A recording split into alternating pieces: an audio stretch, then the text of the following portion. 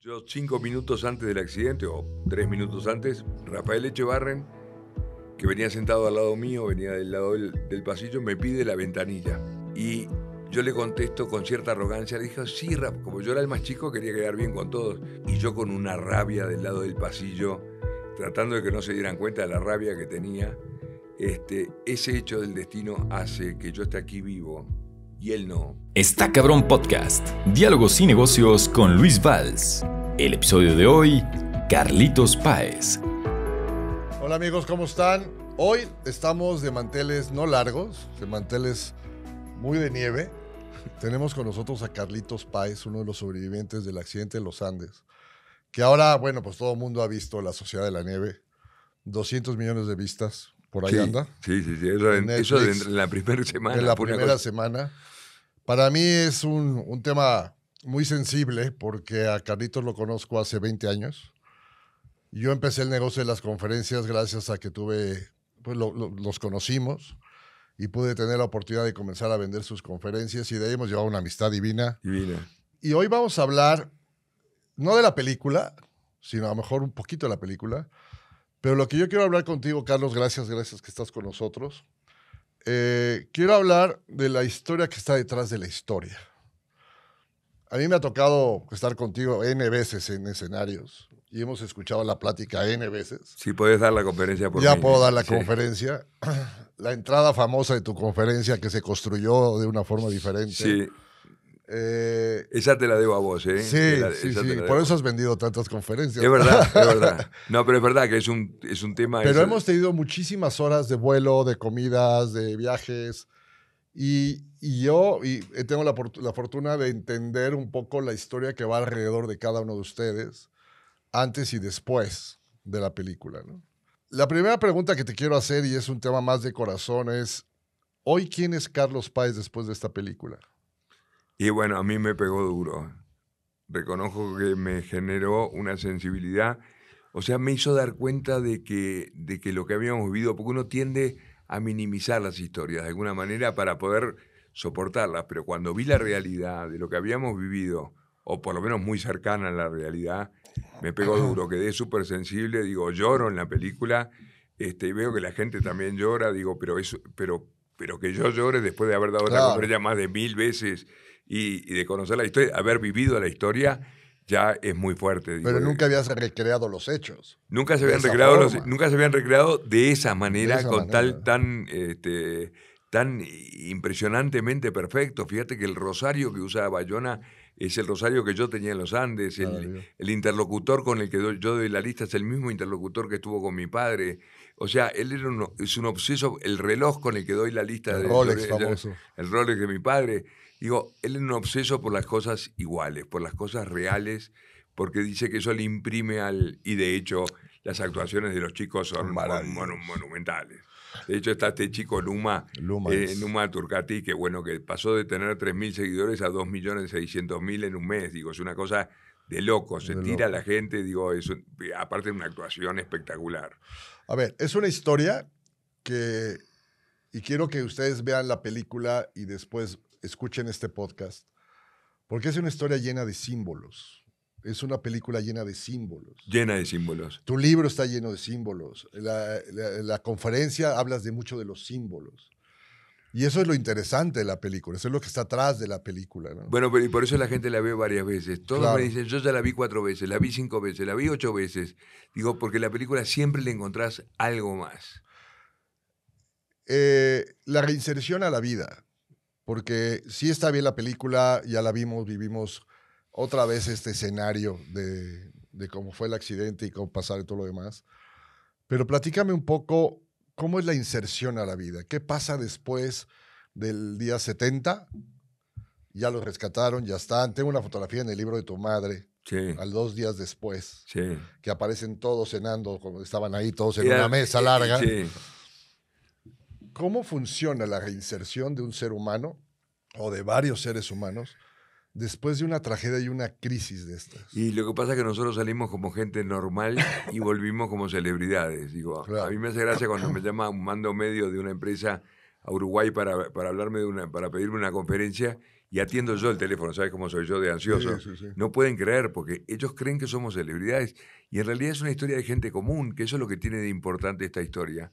Cualquiera pudo haberla vivido. Tú, todos tenemos un día 10, Luis. Una cordillera, todo. No, todos un día 10, un día que te dejan de buscar, un día que tenés que empezar a darte cuenta. A ti te pasó, lo vivimos juntos, a mí me pasó, también en el 2001, 2002, cuando vino la crisis a los 50 años, yo digo, ¿y ahora qué puedo hacer? Mi negocio de la publicidad se había terminado y bueno, y me pongo a dar conferencias y me cambia la vida. Y a vos te pasó lo mismo, también estabas armándote en Novartis, bueno, no voy a hablar de compañías, pero bueno, y en ese momento también te cambia la vida, te quedás sin trabajo y bueno, empezamos juntos un trabajo que a mí me enorgullece de haber dado una mano y tú a mí. Claro, Digo, y vendimos en ese año, creo que hay cerca de 70 conferencias. Sí, una está cosa, cabrón. Está cabrón, eso estaba cabrón. Estaba Sí. cabrón. Pero al final hay muchos símbolos, ¿no? Entonces, esta reinserción, ¿qué pasa los primeros días que ustedes ya están en tierra? ¿Cómo comienzan a vivir entre ustedes algo que pasó que a lo mejor no querían ni acordarse? Sí, pero lo que pasa es que la prensa, primero que yo soy muy honesto y te digo, muy atractivo a los 18 años ser famoso, 19. Digo, éramos portada de todas las revistas, el mundo entero te quería conocer el Papa, te quería conocer el presidente, te quería conocer. Digo, yo además tengo como aliciente, tengo un padre muy famoso, digo, que entonces de alguna manera hasta psicológicamente tenía algo para competir con mi papá libremente, tenía una historia de locos. Entonces empezás a vivir un momento de felicidad que, bueno, que te lleva también a veces en caminos equivocados. Yo me metí con el alcohol, me metí con la droga en algún tiempo, pero también después, hace 32 años, gracias a un grupo compartiendo el dolor, que hace que el dolor sea menos dolor y la alegría más alegría, llevo 32 años limpio de alcohol y de drogas. Que yo siempre digo, a mí me dijeron cuando entré en la comunidad, me dijeron, Carlitos, 1 de cada 100 cumplen un año limpios. Y yo, mirá lo que es la cifra, o sea que las cifras de recuperación son mínimas. Yo me agarré de ese comentario y dije, yo seré ese uno, y bueno, cuando cumplí un año limpio de alcohol y de drogas, me acuerdo que comparé la mesa donde nos reuníamos con las aspas del helicóptero, porque era el camino a la libertad.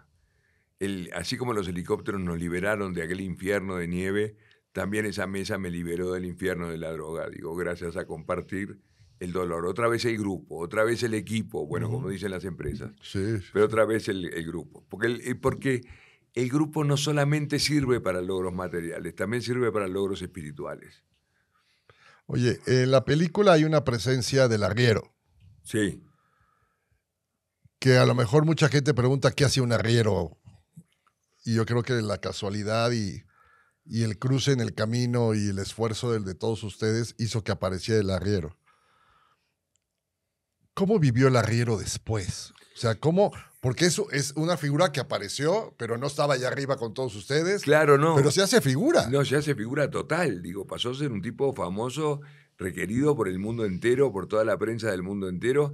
Él estaba pastando con su ganado. Sí, la sí. verdad es que él no nos encontró a nosotros encontramos al arriero. Sí. Que ese es conceptualmente el gran mensaje de esta historia. Nosotros mismos decimos, chicos, hay que salir a buscar los helicópteros. No hay que esperar que los helicópteros te vengan a buscar. Creo que es un mensaje muy poderoso para las empresas también. No esperar a que la empresa te resuelva todo. Un poco lo decía John Kennedy, decía, no te preguntes lo que el país puede hacer por vos, pregúntate lo que tú puedes hacer por el país. Y es verdad, a veces uno está en un estado de confort, esperando que las cosas se te arreglen y todo eso, pero muchas veces tenés que salir a pelear vos la historia. Bueno, lo hiciste vos, Sí, claro. lo hice yo en el 2002, lo hicimos juntos. Digo, peleamos el día 10 y creo que es un gran mensaje, digo, realmente. Porque en la vida podés estar en dos partes, o estás en la tribuna o estás en la cancha. Yo por lo menos me jacto de estar en la cancha, bien o mal, pero estoy en la cancha. Los que critican son los de afuera. Sí, a mí me pasó después de que vi la película que con mi sesgo de conocer toda la historia, sí hubo partes que yo dije, me hubiera gustado que hubiera aparecido lo que yo sabía que no apareció, ¿no? Y uno de ellos es que creo que la sociedad en tierra, los padres, los hermanos, el militar, toda esta gente que estuvo en tierra tuvo una sociedad entre ellos. Totalmente. ¿Cómo fue esa sociedad para que la gente que nos escucha sepa que hay dos mundos, los que estaban ustedes aquí arriba y los que estaban abajo, pendientes de lo que pasaba allá arriba, pero también cuando escucharon en el radio que ya no los iban a buscar más, pues el golpe habrá sido fuertísimo. Fuertísimo, y por eso, bueno, mi padre fue el que lideró la otra parte, digo, la parte de los que buscan. Tanto es así que hay 2 productoras ahora que están queriendo, porque viste que después de una película aparecen aparecen los spin-off, o sea, Sí, sí, los sí, hijos sí. de las películas. Sí, sí, sí. Hay 2 productoras que me reúno con ellos en Buenos Aires ahora, que quieren hacer la historia de papá, de la búsqueda, que por Maravilloso. supuesto que está basada en un solo actor, digo, porque Sí, es solo un él. actor importante y ya. En un momento dado habíamos estado en contacto con Anthony Quinn, Ujú. papá había estado en contacto, Wow. eran muy parecidos, eran escultor Anthony Quinn, tenía la misma, porque tenés que buscar un tipo con una personalidad como la de él. Y bueno, están interesados en la búsqueda, que es maravilloso porque es una búsqueda que nunca encuentra nada. Ni siquiera a último momento, él no nos encontró, pero nos buscó, tuvo la fe y eso es importante. Y una cantidad de simbología mágica.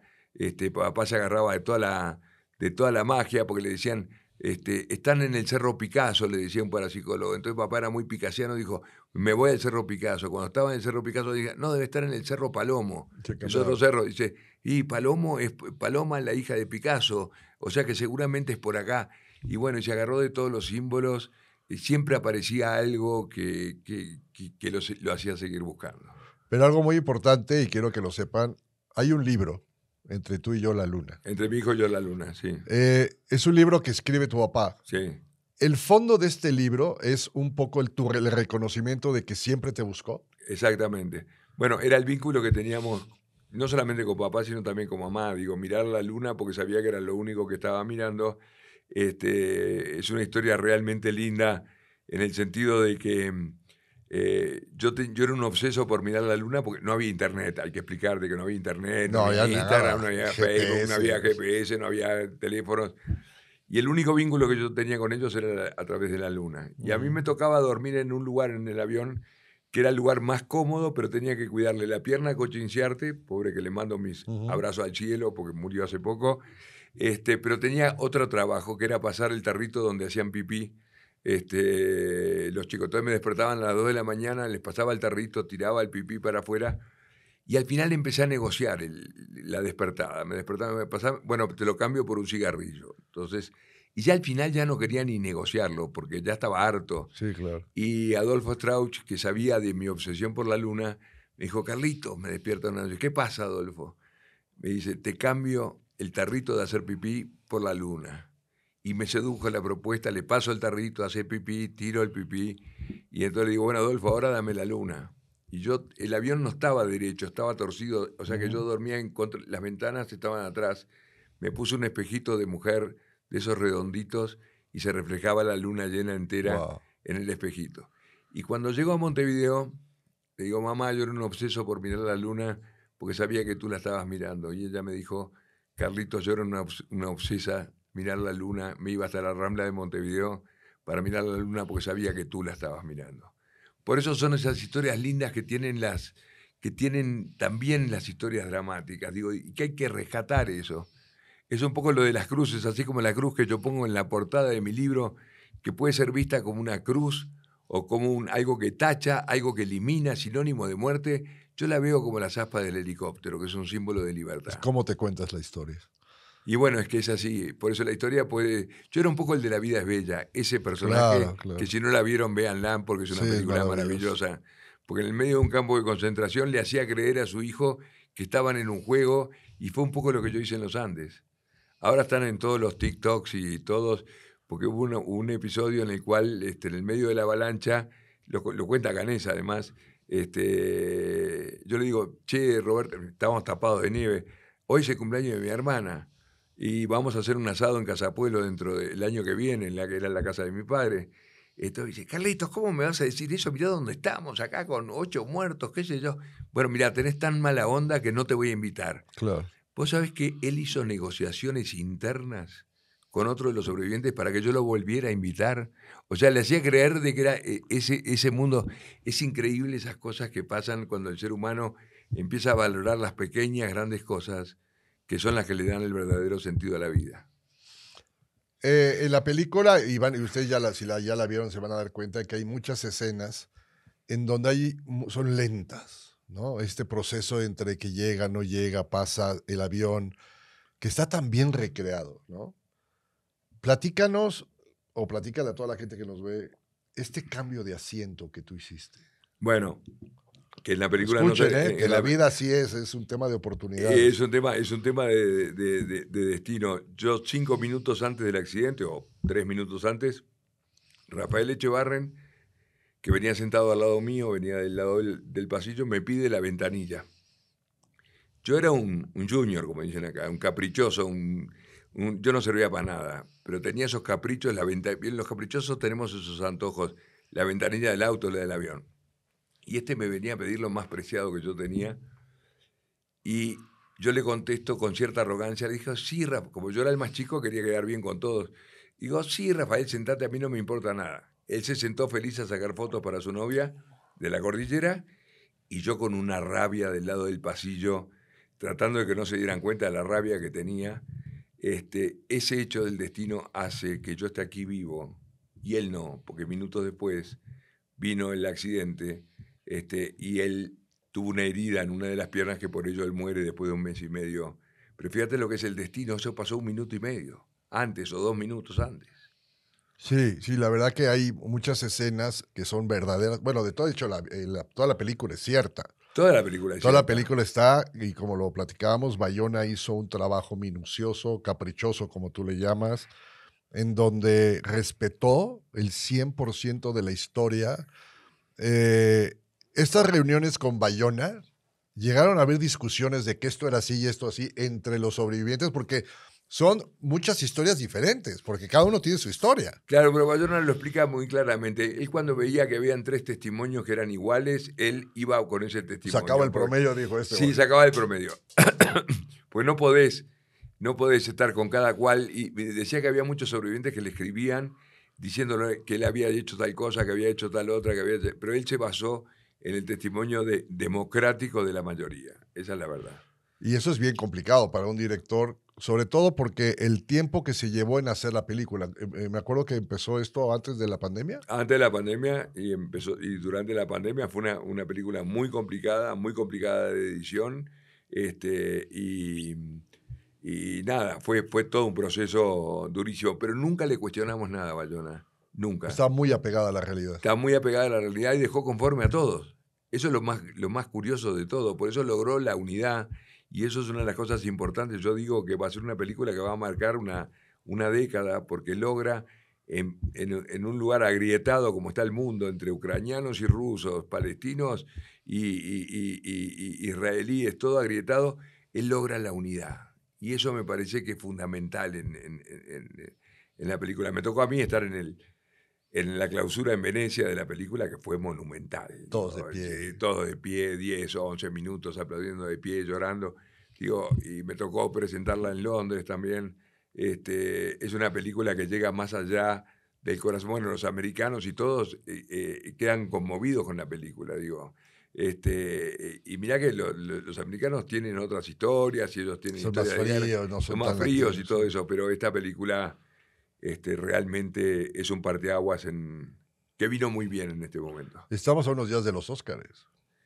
Y yo me acuerdo que un día, platicando con Carlos hace poco, le decía, oye, pero ¿ganas o no ganas? Y me dice algo muy interesante, ganar o no ganar ya es lo mismo.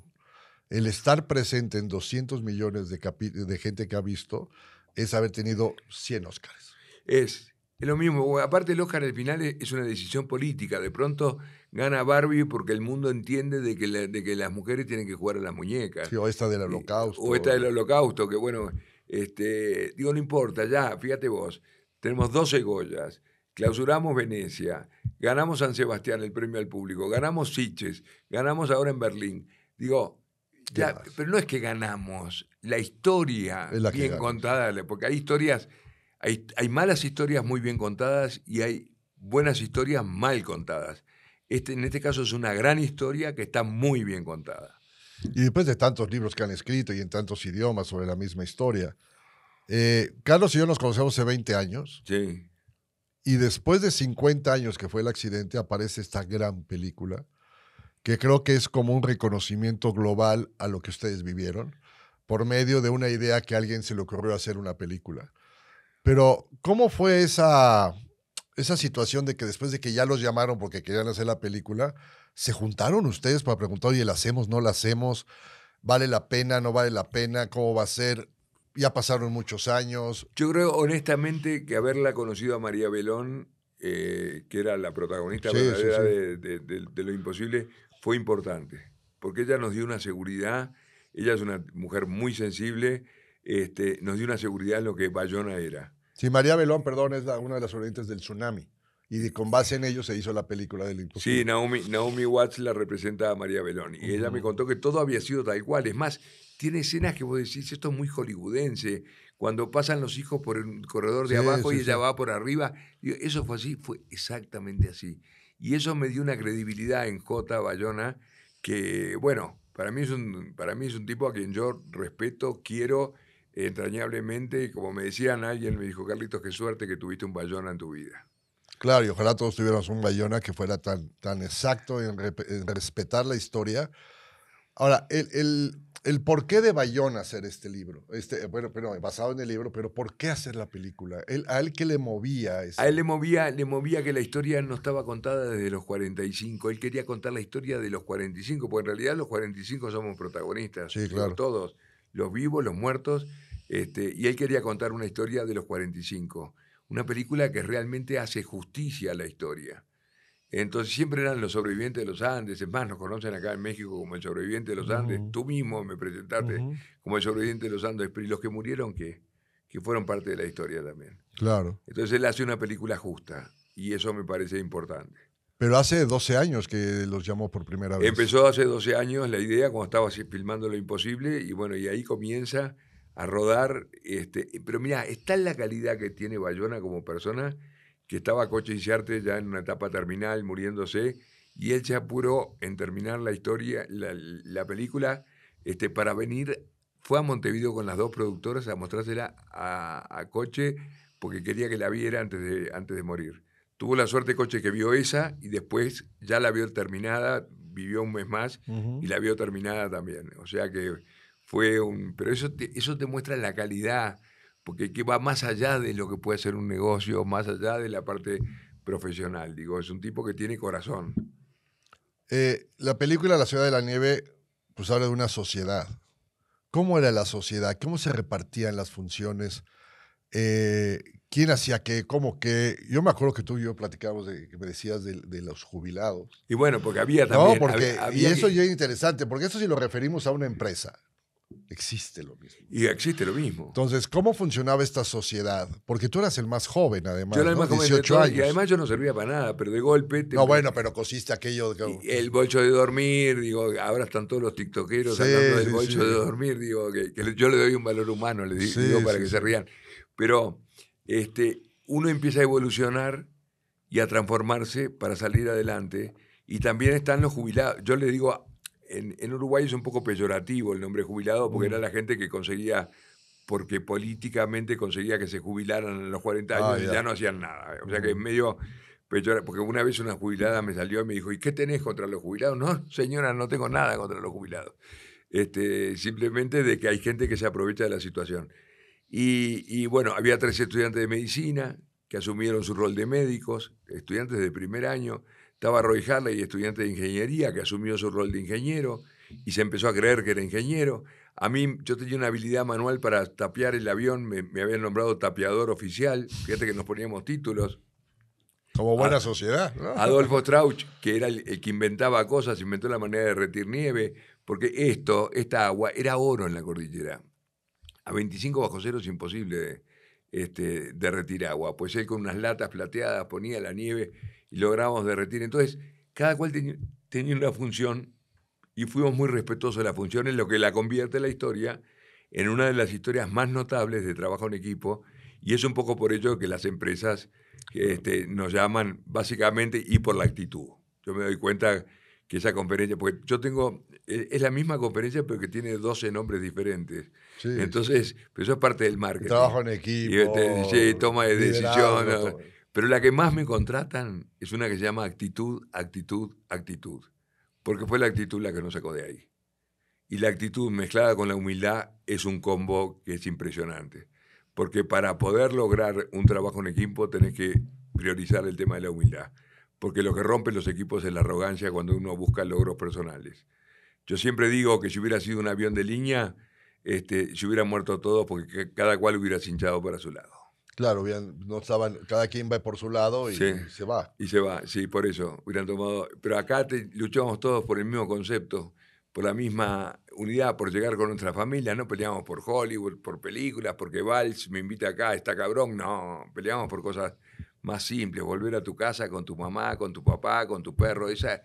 Las pequeñas, grandes cosas que son las que le dan el verdadero sentido a la vida. ¿En algún momento tú sentiste, y estando ahí en el accidente, que era el último día? No, honestamente no. El grupo en eso fue fundamental. Cuando uno se deprimía, era lo más atractivo, Luis, era morir en esa historia. Era lo Porque mejor que te podía era pasar. lo mejor que te podía pasar. Creo que el gran mérito nuestro fue que al no le dijimos que sí. Porque tuvimos grandes nos, el accidente, recibir la noticia que no te buscan más, tomar la decisión de alimentarte a tus compañeros muertos, la avalancha. Cuando vino la avalancha no podíamos creer que además Dios nos mandaba una avalancha. Encontrar la cola y no poder hacer funcionar la radio. O sea que el no fue siempre lo permanente. Y como decía mi padre, el obstáculo es mi mayor estímulo.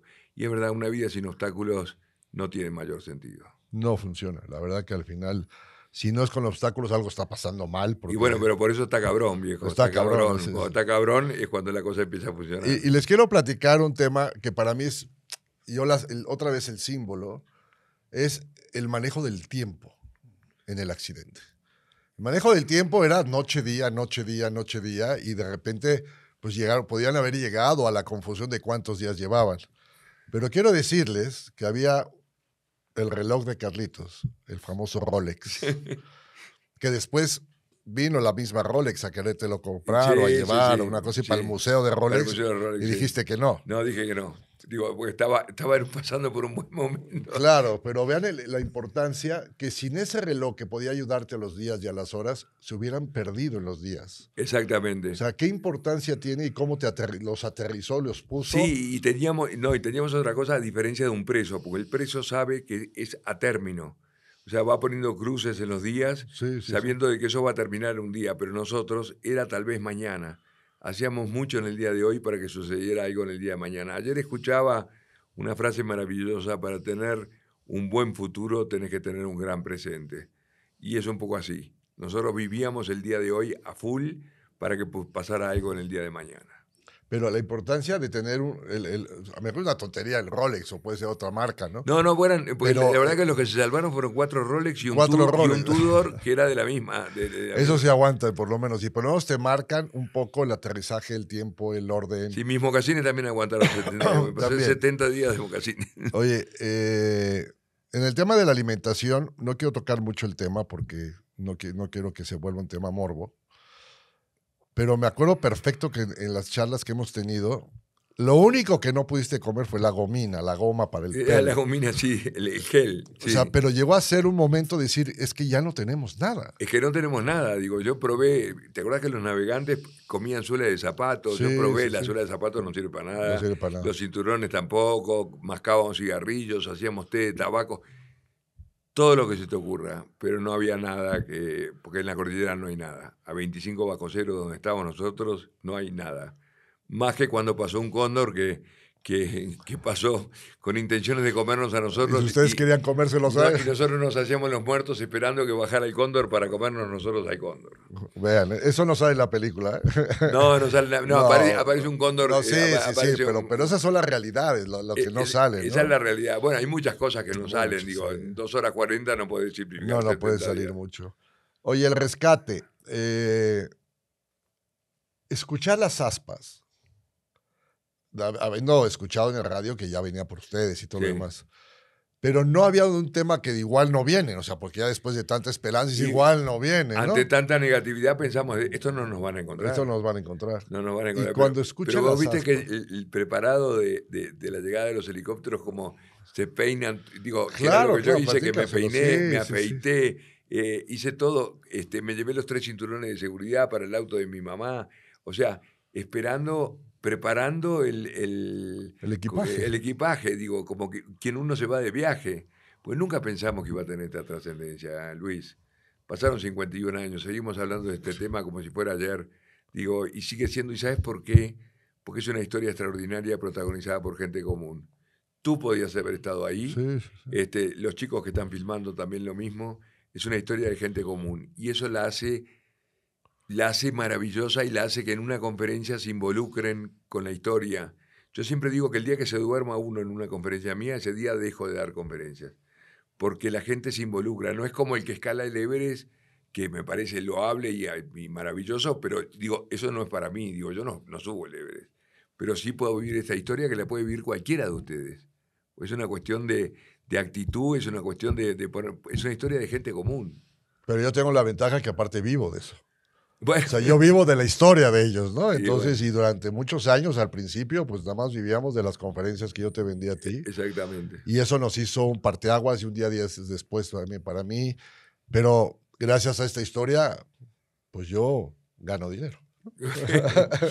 Si no fuera esa historia, a lo mejor hubiera sido otra historia también. Otra la historia. nuestra, ¿no? Cuando llega el rescate, cuando oyen los helicópteros, me imagino que uno dice, no es cierto, hasta que no los vea, no los voy a... No. Y todo el mundo quería llevarse un souvenir del avión. Y sí. Tú te llevas los cinturones, el otro el manómetro. Sí, Eduardo. ¿Qué más se llevaron? Eduardo se llevó el cartel de Exit, Sí, que me parece simbólicamente claro. maravilloso porque quiere decir salida. Salida, sí, sí. Cada cual se llevaba alguna cosa del ¿Y avión. lo conservan cada quien? Sí, lo conservan, sí. El otro día el actor que hace de mí me trajo porque hubo un Fairchild, un avión igual al nuestro, Ajá. me trajo como regalo uno de los cinturones del avión que también se lo robó, digo, obviamente. Claro. Sí. Oye, el tema de los actores es muy difícil. O sea, yo creo que todo actor joven quisiera estar en una película de estas. Sí, sin duda. Sabemos que subieron 15 kilos, y pues 20, y pues bajaron 15, o sea, Sí. todo el tiempo de la obra. Pero, ¿cómo es la elección? ¿Ustedes tuvieron que ver diciendo, mira, este tiene más perfil mío, este no? ¿O todo fue el tema de casting? No, eso lo hicieron ellos. Hicieron 8.000 castings. 8.000. 8.000. Y en esa reunión, cuando me dijo para hacer de mi padre, me mostró la foto del actor mío, que de entrada no me convenció mucho, honestamente. Además, es un poquito más alto que yo. Ya. Entonces me complicaba porque él repitió las fotos nuestras, las repitió. Y en una foto que yo estaba acostumbrado a ver los tres parejos, de repente el mío sobresale. Digo, hubieras hundido de los pies de la nieve. Claro. Pero no, los actores es maravilloso la elección de los actores, la igualdad que tienen todos. Y aparte, ellos se involucraron con nosotros, yo me involucré con mi actor, de hecho soy amigo, de hecho está escribiendo una partecita de la conferencia para darla conmigo, la conferencia, Maravilloso. para contar un poco la relación, que me parece maravilloso, la escribió y es buenísimo lo que escribió. Se involucraron. Ellos nunca se imaginaron lo que iban a vivir en esa filmación. No se imaginaron. Pero curiosamente el mío cuenta en esa parte que escribió porque todos los castings eran totalmente secretos y no sabían para qué película iban a hacer el casting. Mira. Habían firmado. Y había leído La Sociedad de la Nieve, la había leído 2 años antes y en un momento dado él le dice, yo sé para quién estoy haciendo el casting. Y dice, no, ¿cómo vas a ver? Porque aparte yo estoy haciendo el casting para Carlitos Páez. Y no podían creer, porque era el mismo tipo de humor que yo tengo, el mismo tipo, yo soy ese tipo. Sí, porque además el tema de los humores y de los malos humores, pues en tantos días tienen que aparecer sí o sí. El tema de convivencia, todos pegados, estrechos, la desesperación, la incertidumbre, pues debe de aparecer el mal humor y el buen humor de repente. Sí, pero él aparece... y él aparece siempre por el lado del buen humor, que son tus conferencias, por el lado del humor. Del lado del humor, sí. Digo, no es que sean chistosas, vamos, siempre se respeta la historia, pero no son las amarillas. No, es un tema tirado para adelante. No es el drama, triunfó la vida, somos más. Bueno, hay una parte que es maravillosa cuando hacen las payadas, que es una típica cosa uruguaya del interior del país. Y hace una payada monumental que dice, mientras nosotros estamos acá, hay otros que están en la suite presidencial, porque había 3 heridos que estaban ahí, pero digo, tenía ese humor que era maravilloso, digo. Él mismo dice en el avión, dice, pónganse los cinturones para que no se desparramen los cuerpos por los Andes. Digo, o sea, maravilloso. Maravilloso. No, bueno, y a mí me ha tocado viajar con Carlos y pide la ventanilla y cuando vas a comer en un restaurante, ¿no? Sí. Siempre es el tema, siempre visto desde el punto del lado positivo, desde el punto de vista del sí se puede. Pues está cabrón, pero sí se puede. Y quiero decirles, a ver, de todo lo que hemos hecho de estos podcasts, creo que esto es el mejor ejemplo del sí se puede. Pero es que lo que pasa es que porque hay un colectivo. Es que el está cabrón es necesario. Como decía papá, el obstáculo es mi mayor estímulo. Y que esté cabrón está bueno, digo, porque vos peleás contra el está cabrón. Si tuvieras que hacer, bueno, lo platicábamos, que ahora vienen como spin-offs, o sea, películas. Películas aledañas, de repente... ¿Harías una película de ti nada más? De todo el proceso, o sea, como parte tuya dentro de la integración del equipo. Hay ahora una intención, hay una productora mexicana que quiere que yo haga un documental sobre el tema de la salida de la droga. Que me parece que está bueno, digo, Eso que está bueno. Que esa es otra cordillera. Esta es otra cordillera, bueno, es mi segunda cordillera y después tenemos varias cordilleras. Cada cual tiene su propia cordillera y creo que está bueno porque por lo menos dejar un mensaje, porque cuando yo empecé a dejar de la droga ya había gente que ya la había dejado y esos fueron los que me ayudaron a mí y yo de alguna manera quiero aportar un granito de arena en ese sentido, porque está todo el mundo, todas las personas que me están escuchando ahora, de alguna manera están vinculadas con la droga, o con alguien que se droga, o que se drogan ellos mismos, siempre están todos vinculados. Y me parece que está bueno poder dejar ese mensaje. Algo importante que pasó después del accidente, ya en la reinserción de la vida, fue la visita al Papa. ¿Cómo fue la visita al Papa? Bueno, el Papa, en realidad el que fue Gustavo Cervino al Papa.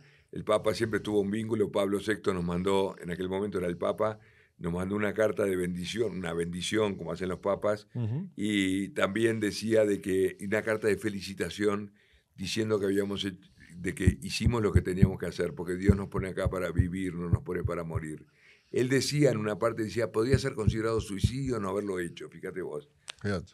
Pero como yo digo en las conferencias, yo no estaba esperando la aprobación papal para hacerlo. No, para nada. El más sagrado de los derechos. Sí, al final cuando bajaras ya verías cómo lo resolvías. Sí, exactamente.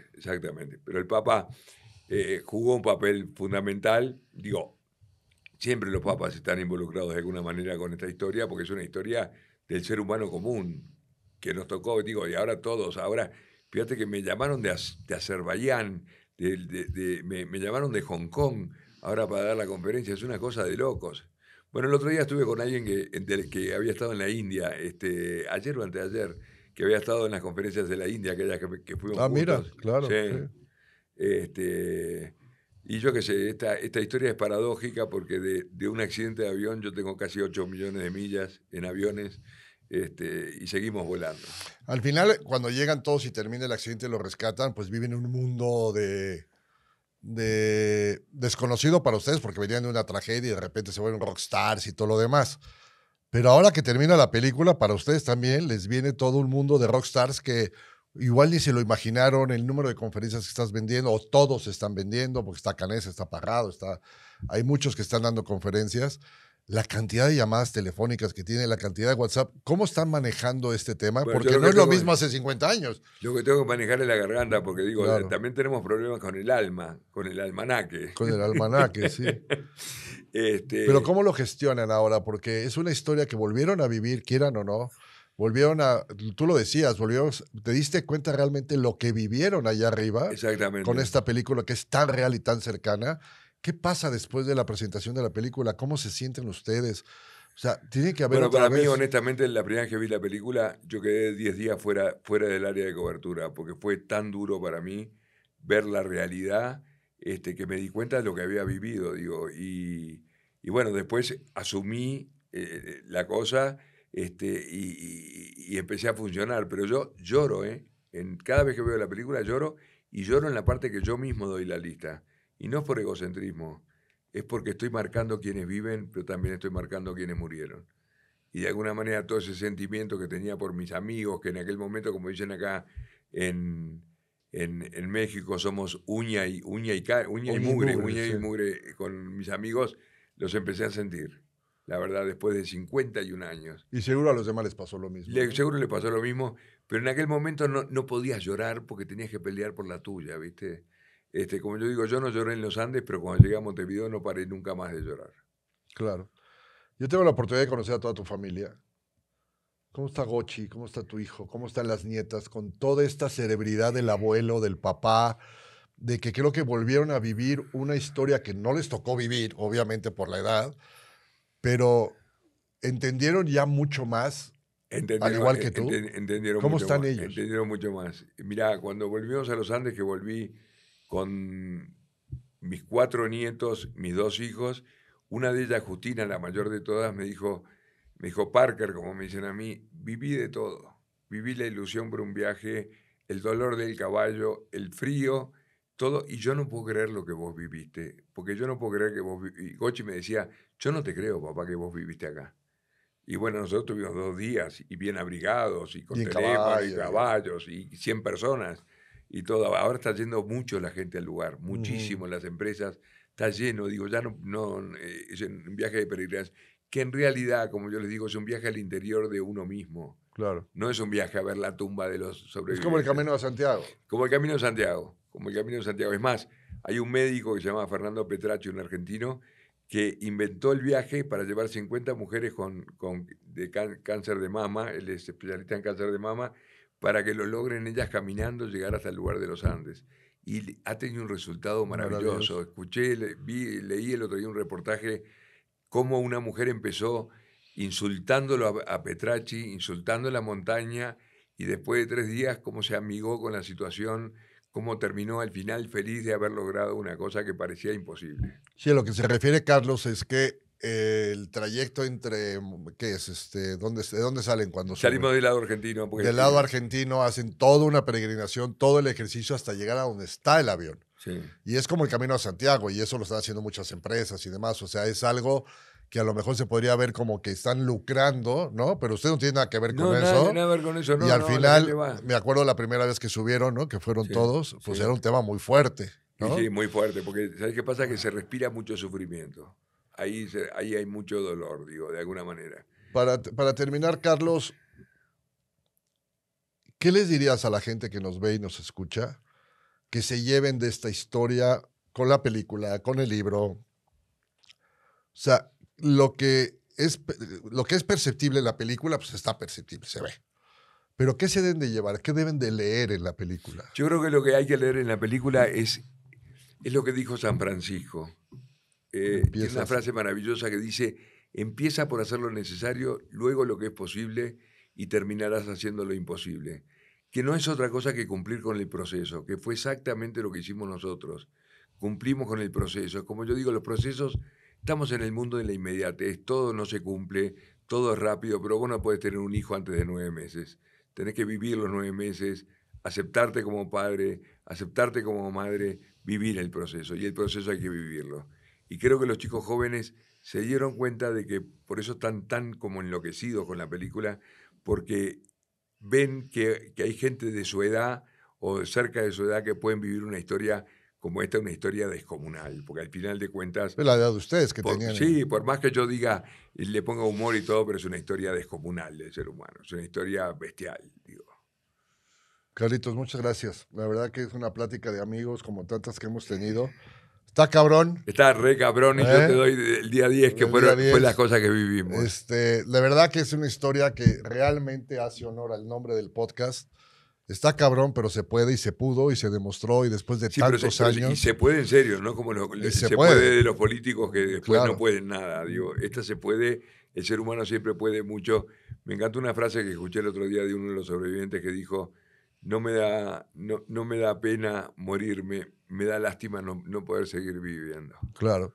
Y vean nuevamente la película. Véanla, porque cada vez que la vean van a encontrar un detalle nuevo. Un detalle nuevo, sí. Pero si se enfocan no solamente en el tema de la historia, enfóquense en el tema de los símbolos, en el tema del famoso sapo o iguana que aparece ahí, que es la vida, el agua. No, o sea, esta estructura que hace Bayona de la película con tantos símbolos, vale la pena que lo vean desde, que se cuente la historia desde otro lado, ¿no? El tema del rescate, el tema los símbolos, de que No, y mismo hasta cuando ponen los nombres de los que murieron, que es muy dramático. Cuando mueren los de la avalancha, ponen los 8 nombres de los que murieron. Digo, es una historia cargada de simbología y Bayona hizo un esfuerzo sideral. Digo, un esfuerzo. Sideral. Pues bueno, ya saben. Está cabrón. Está cabrón, sí se puede. Y quiero recordarles que va a haber un evento abierto en el Blackberry el día 14 de mayo. Exactamente. Y el día 16 en el Show Center de Monterrey. Va a ser abierto. Pueden comprar, no sé si Ticketmaster, alguna de estas empresas debe tenerlo, para que vean esta historia. De verdad que la escuchen desde un punto de vista muy, muy objetivo. No, aparte muy con una producción bestial, porque estos son los mismos que producen a los la UFC. ¿no? Entonces va a haber una superproducción, pero quiero que escuchen de viva voz y vayan al evento. De verdad que no lo estamos haciendo nosotros. Podemos conversar, vos sabés bien, yo converso con la gente, firmamos los libros, sacamos fotos y bueno, y eso está bueno. Sí, y para todas las empresas, en www.speakersmexico.com, pues hemos representado a Carlitos hace ya 19 años. 19 años. Bueno, uno más, porque yo empecé antes contigo, un año antes, ¿no? Que la primera conferencia, quiero decirte que fue en marzo del 2004. Fue para la UP. Para la UP, sí. 20 años. 20 años, sí. 20 años. Y hoy, 20 años, estamos otra vez juntos. Estamos hablando del evento otra vez, como si hubiera sido hace 20 años. Y además les puedo decir que Valls es un tipo marketineramente genial. Porque Speakers México no se dice Speakers México, es México Speakers. Pero él me dijo, no le puse Speakers México porque cuando abrís la palabra Speakers salimos nosotros. Sí.